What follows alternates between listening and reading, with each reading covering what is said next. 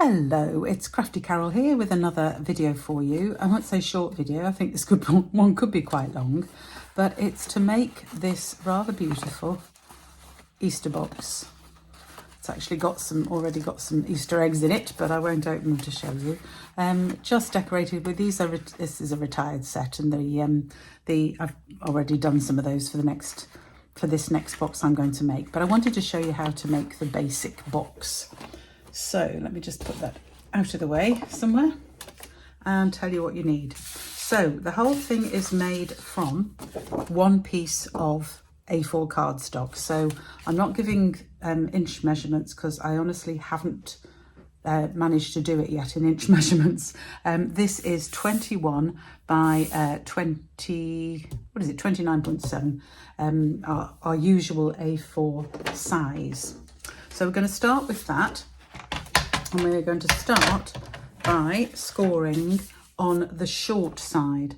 And on the short side, we are going to score at 3 centimetres. So I'm actually going to do that on the other side because it's a lot easier, especially when you've got a big sheet of paper. So I'm using the marks on the right-hand side of my scoreboard there. Make sure my blade is well out of the way. So I'm scoring at 3. Turn it round so it's now at 3. Then 11.5. 13 and 18. So I need to open out my side here and move on to the 18 mark. Well, it is actually 3 from the other side, but I could have done it that way. So there we have it. So you've got a larger piece and a smaller piece either side of your 2 central marks. Okay, that is correct. So we're now going to turn it round. I'm going to start again with the 3 at this side. We're going to do it at 3 again on this long side.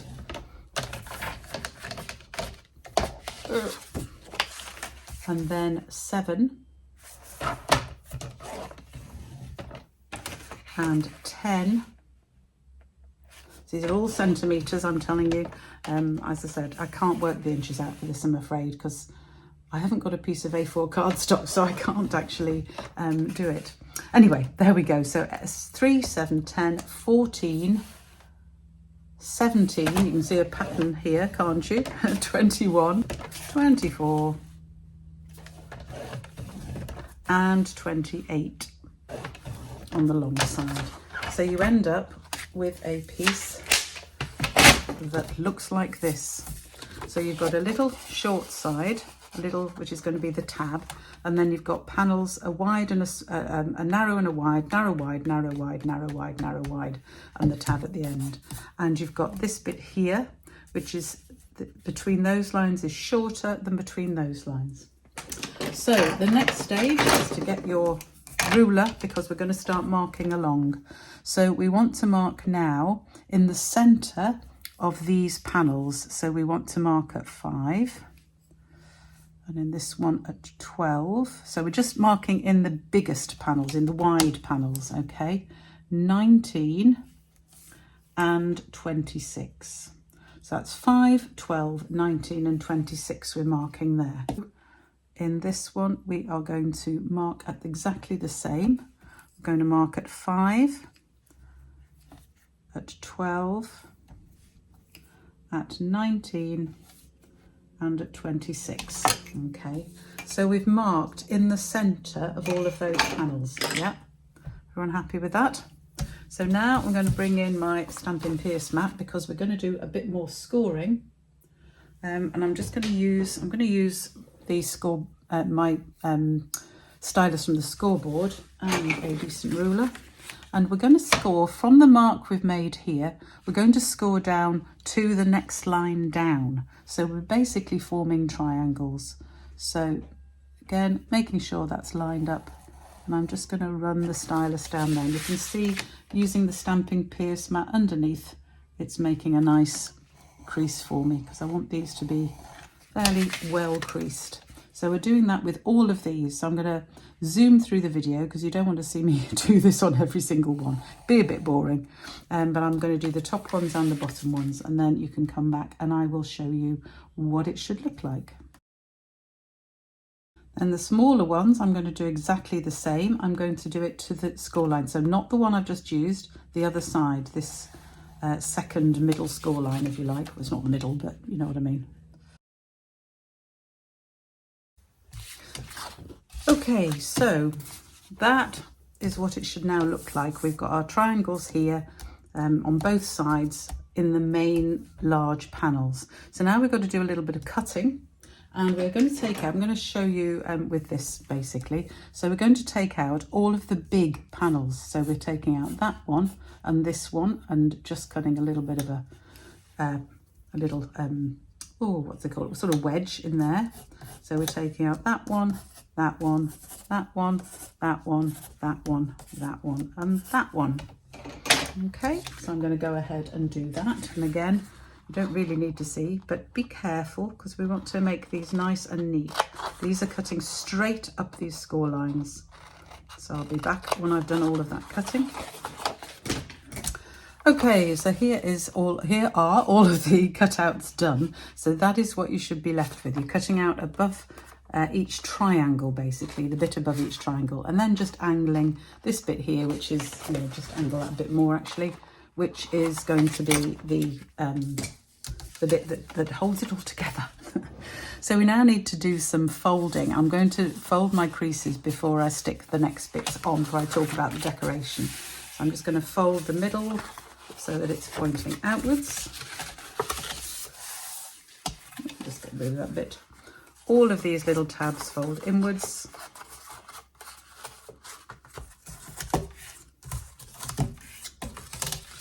And then all of these folds are out, so they're all mountain folds.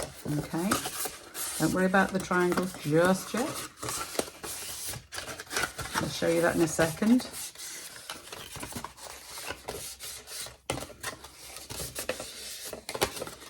Okay, so that is what it should look like when you're doing the folds. Then the triangles need to fold inwards, so just very gently, we're just going to fold those inwards. So just ease it, it'll come around your scored lines.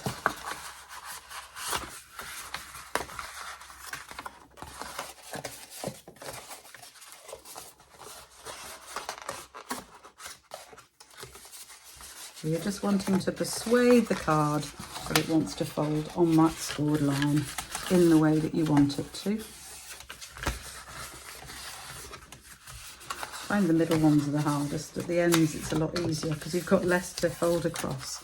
So all in like that, and the same on this side. We want them to go inwards. So again, just going to persuade them that they really want to think about folding that way.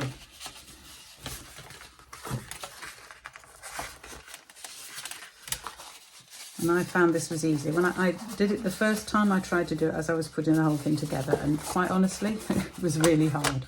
So there, we should end up with that. So you've got the idea of the triangles going inwards and this, and of course it'll go together like that. And then these bits will fold in like that. That's how it's going to go together. But we've got a lot of decoration to do first, so we're not going to rush to do that. So for the decoration, you need one piece of contrasting DSP and one piece that is similar to this. And I've chosen to use the similar piece to do the decoration. So we're going to have 4 pieces up here and 4 at the bottom. So these pieces go here. How I cut those, for the first piece, let me just check my measurements there because I did write them down. Yeah, you want one piece of 10.8 by 4.7. That's going to do the bottom bits, 4.7 high, 10.8 across, and then you just cut it in 4 at 2.7 each. Same with this one, 10.8 by 8.2 this time the length. So 10.8 across, 8.2 down, then cut it into 4 at 2.7. So I'll show you what I mean, and then I'll show you how to do the triangle bit, which is a little bit harder. So when you cut them to the measurements I've given, you will end up with 2 pieces, 1 piece here and 1 piece for the top, and then you're simply going to cut them at 2.7 along. So if I'll actually cut these because I will use them for another one of these. I've got several to make. So I'm going to use the 2.7 at this side because it is easier for me. And this time we're cutting. So we're just going to cut this one in 4, all at 2.7. 2.7, which will be 2.7 each side, as you can see. So that's the big piece. Those are the pieces across the top. And then this piece, the smaller one, we're again going to do at 2.7. There, 1, 2. You see what I'm doing. I'm not going to do this. Well, I might as well do the whole thing, I suppose, as I'm here now. 2.7. There. So those are all the pieces you need for the decoration of the upright columns. But how do we get the pieces for the small ones? Well, again, you want to cut the same 2 pieces because they're important. But this time they're slightly smaller. These are 9, isn't it? Yeah, 9 by 4.7 and 9 by 8 actually. Right, so to form the triangles on both of these pieces, we're going to do the same thing. So the shorter bit, the 8 or the 4.7, we want them this way round, and we're going to measure along the top here, so along the 9 centimetre bit. I'm going to make a mark at 1.8 and at 5.4. Okay, and on this we're going to do exactly the same thing on this side. So we're going to start off at measuring 1.8 and 5.4. Yeah, so that's 3.6 and 7.2. 3.6 and 7.2. There. So now we can use the trimmer to cut the triangles. So I need to go from that bottom corner to this mark. So I want to put the mark in the channel and the corner in the channel. And then I can come from this side because I'm coming across a flat bit of paper and just cut that bit off. That is, we don't want that bit, go away that bit. So the next time we're going to put both marks in the channel. And this time we can come from above, just make sure it's straight. And that gives us our first triangle. Okay, and then we repeat that all the way along, just putting the marks in the channels and making sure that we're always coming from the wider point. Don't try and come down over a point because it doesn't work, as you've probably discovered before. It just sort of squishes the paper. So you want to make sure you're always coming along the flat bit here. So that's 3, and then our final mark to the final corner. Now this time I want to start somewhere in the middle of the piece. Oops, that moved. Let me just get it back in. I'll probably come from the top bit there, actually. It should be all right. There we go. Make sure I'm holding it down better. There we go. So those are my 4 small bits, and then we do exactly the same for the top. So we're going from the corner to the mark here, so they're taller and thinner, these triangles. Is exactly what we need for the top. So just putting the marks and the points in your score.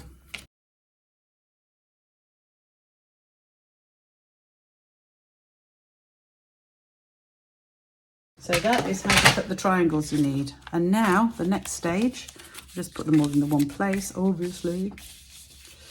Now, the lady I saw this first make this box was actually a French demonstrator, and one thing she did is that she used, she got a little bit of contrast, because we're not obviously putting mats on this. Oh, got a plane going overhead, sorry about the noise.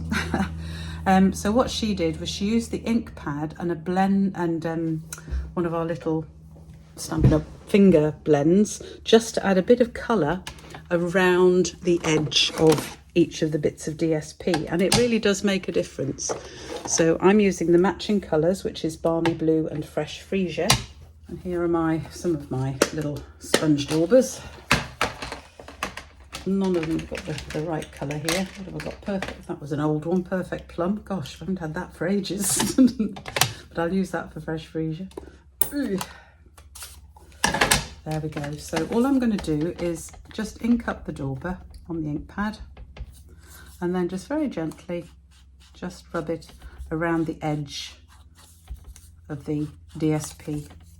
And can you see how it's just just bringing out a little bit of extra colour around the edge. Can you see that okay? It's worth doing, just take some time to do it. So again, I'm going to move the video on because watching me do this for all of these pieces of DSP would be a little bit boring. So I'll see you back here when I've done all my daubing. Okay, so I've now daubed all around the edges of all of these, and then I'm going to stick them on, and each of them just goes in the middle of the panel. So I'll show you with this one, and then again, you don't need to watch me do all these. We'll rush through it.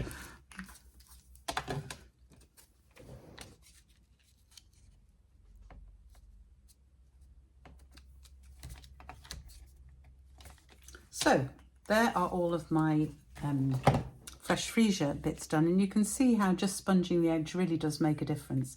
So I'm going to go on, whoops, did he stuck that down there? Oh, hopefully you won't see that. Yeah, don't do that. I'm going to do exactly the same with all of these triangle bits, colour the edges using balmy blue to match. This is the boho dots paper, I think it's called. What is it called? Beautiful bokeh paper, which I think is currently last chance, but you can have a look and see. So I'm going to do exactly the same, just dabbing up and getting some colour on my little dauber. Obviously a different dauber, folks. Don't use the same dauber. And just going to again go around the edge, just being careful with the end so we don't actually damage that too much. And these are going to be a little bit of shadow, so I'm putting a little bit more on these like that. Okay, so again, I'm going to go and do all of this, and I will come back in a little while. I'm going to stick these on, and let me just show you actually. I'll just finish this one and then I'll show you what I mean. Because when you're sticking these on, you want to make sure that they come right. This is the one I just damaged at the end, but of course I can cover it with my daubing, so that's great. So when you're sticking these on, just make sure that you put some glue right across the bottom and try and get it right up to the tip as much as you can. Okay. And then when you stick this down, it goes more or less to the crease fold. It will fit inside the triangle like that. So I'm going to go ahead and finish all of these, stick them all down and finish my daubing, and I will be back in a few minutes. I just thought I should have mentioned about the daubing. When you're daubing something, and it's a really good way to get some depth without needing to use layers, if you want it right on the side, just run can you see how that's just colouring the side? If you want it to come a bit further, so you're going literally along the side of the piece. If you want it to come up onto the piece a little bit, then go horizontally across like this. So it still puts it round the edge, but you get a bit more colour coming more into the middle. So you can get very different effects by using your dauber in slightly different ways. That was just something I wanted to mention while I was thinking about doing all of this. So you can see I'm putting on quite a bit here because it's going to be they're inside, they're the bits that go inside, so they are going to have quite a lot of shadow anyway. So I wanted to have a fair bit of shadow around these. So that was just my tip about daubing. Okay, so there are all my panels stuck on with my daubing around it. Hope you can see that and see the effect that the shadows have around. Now the next stage is that we're going to start to stick it together, but first of all we need to put some holes in these tabs at the top. Now I faffed around and fiddled around with that so much. I am going to actually try and do this in a slightly different way this time, but I am going to put a hole in one of the tabs because I do want a little piece of ribbon to come up there. Just get my little hole punch here. So I just need a small one, and I want one that's going to be at the front, so it's going to be this one or this one. Doesn't really matter which one. I think we'll go with this one. So I want to put it in the middle. Now you could draw crosses and make sure it's actually bang in the middle and all of that stuff, but I'm just going to put that little hole in there and see if this one works. If it doesn't, I might have to take it all to bits again and put more holes in. But I found that putting the ribbon through all of the holes, as you can see there, was very fiddly, but also it then made it difficult to put anything in the box. So it does hold it nicely, no doubt about it, but I think I have got a better method, we'll see. So we're going to stick this together now, and I'm going to use tear and tape because you want something, I've got actually a fairly wide one here, you want something that's really going to hold it. And it's important as well, don't put one strip down the whole lot because you've got one tab here, so I'm putting that against the score line here. I'm going to put another little bit in the middle because that is a separate piece, if you like, it's folded in a different way, and then finally a piece for this end. So I'm having three sets of tear and tape down there, and then I can start to put it together. So I'm going to take my topping off my tear and tape,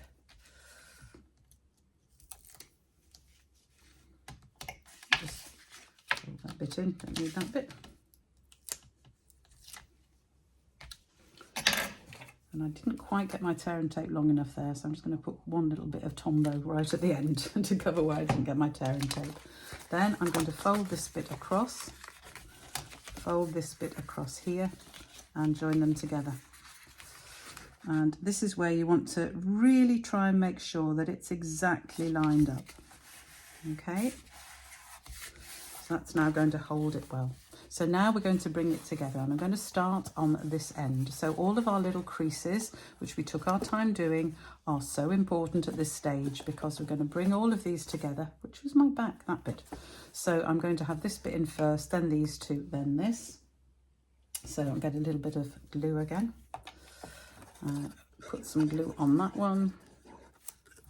And we'll start with this side perhaps. So just ease it until it folds in around your triangle, which should fold in. And I'm going to do one at a time and make sure it's properly stuck down before I move to the next one. So I can stick a finger in there and just hold it together there and make sure it's nicely together. This is why I'm using Tombow, so I've got some wiggle room. So we're going to do this one now. Oop, see it's coming apart. Oop. Needed to hold it for longer, it was better.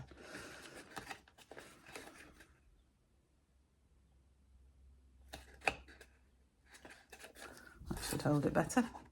Glue on that panel and bring the next one over.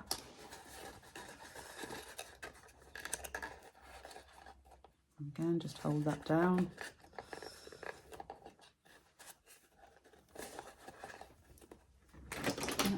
Use my bone folder inside there to hold that, so I can push against it. There we go. My bone folder is in a right mess, I have to say, but it'll do.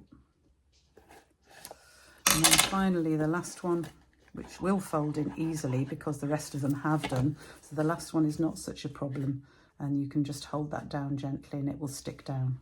So I'm just going to hold that for a second, make sure that's completely stuck down. There we go. So there's the bottom, and then the top we're going to do in exactly the same way. Fold all of those three in and then have this final one coming on top. So this is how it then looks.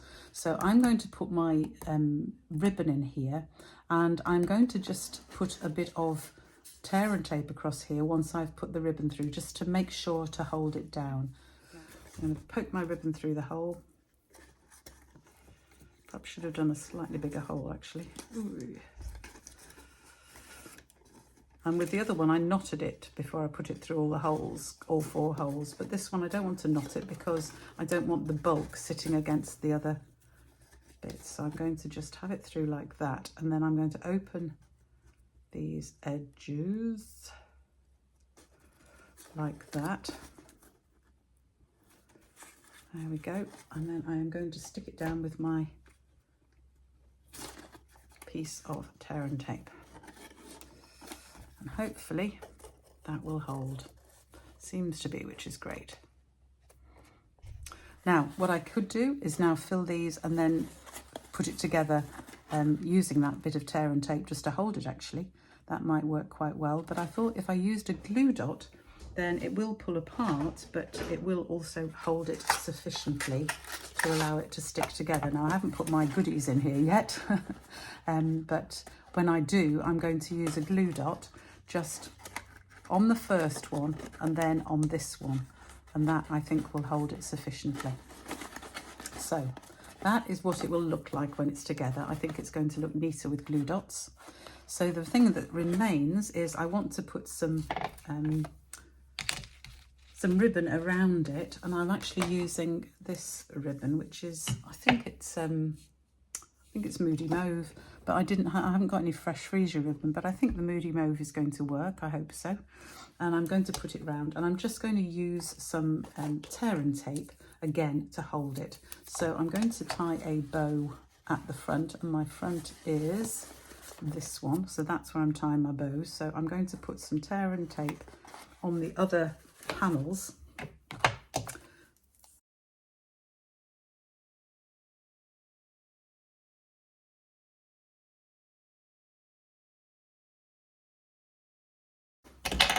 So I want enough at the end here to tie, so we'll leave a decent enough end, and then I'm just going to place it around the rest of here. Ooh, try and get it fairly straight.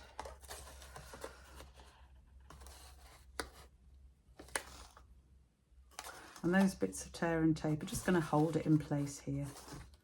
So I've got round to the front here, so now I can tie my bow. If I wanted, I could cut it off here, tie a bow separately and stick it on. Do you know what? I just might do that because I think it's going to work easier than trying to tie a bow on here. So if I use my ribbon scissors just to chop that off like that, then I will use a bit more of my tear and tape on this panel. Changed my mind about this.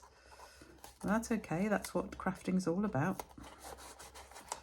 So stick that on, and then I can stick those ends down, tie a separate ribbon and stick it on. Oh, pulled out that bit of ribbon, that was silly. I'll just cut that. See how I caught that ribbon there, just be careful. There. So now I can tie a ribbon, probably not with this bit. I might just try with this bit, but it's probably a little bit too small. Don't bother, Carol, that's just silly. Right, let's just tie a ribbon, use my rabbit ears, cross them over, bring one end through. There we go. Don't want it too big for this front because it's not that big a piece. And then I really need to make sure these are well angled.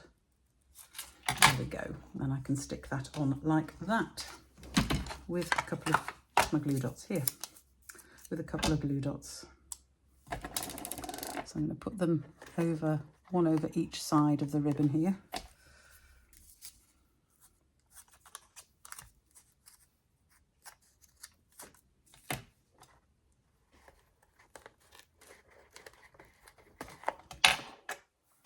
And then my bow, and just stick that on there.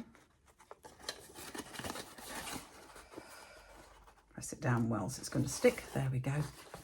And then all that remains is for me to decorate it. Now, I wasn't going to show you all of this because it's already taken quite a long time, but I've stamped, these are from old retired sets actually, which I've happened to have. So we just need to decide. I've got a rabbit, probably he matches best. I've got a couple of baskets. I'm doing several of these, so I did quite a few of these characters, but I think we'll put these on. So I'm going to have my rabbit sitting here, I think. So I'm just going to stick him on with a bit of glue. It's going to stick outside that panel a little bit, so I'm not going to put glue all over, just on that front bit. So I have my rabbit sitting there. I'm going to have my Happy Easter across the top. And again, I'm going to be careful not to put it beyond the panel, so I'm going to have my Happy Easter there. So do the simple thing, which is put the glue on the bit where I want to put it, and then stick that on. Oops, stay straight. There we go. And then I can put my basket. Where shall I have my basket?